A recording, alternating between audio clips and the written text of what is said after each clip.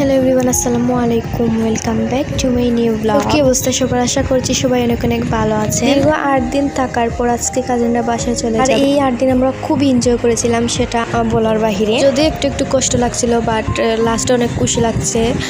আমরা তাদের সাথে নানু বাড়িতে চলে যাব। দীর্ঘ 8 দিন থাকার পর আজকে হচ্ছে লাস্ট ব্রেকফাস্ট এন্ড লাঞ্চ করে আমরা নানু বাড়ি যাওয়ার উদ্দেশ্যে রওনা দিয়ে দেব। ইনশাল্লাহ আবারও আসবে আমাদের বাসায় তারা। আমরা সকালের ব্রেকফাস্ট করে নিচ্ছিলাম খুবই মজা করে। নানু বাড়ির থেকে যখন বাসায় যাবো তখন কিন্তু ফাঁকা ফাঁকা লাগবে বাসাটা।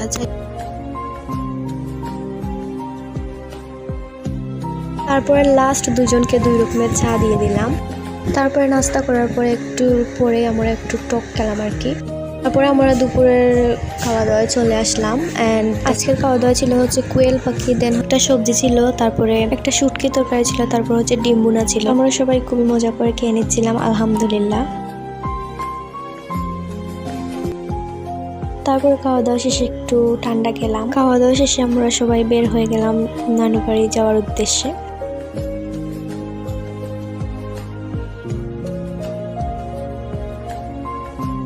সো আমরা চলে আসলাম। আসার পরে হালকা পাতলা নাস্তা করছিলাম আর কি।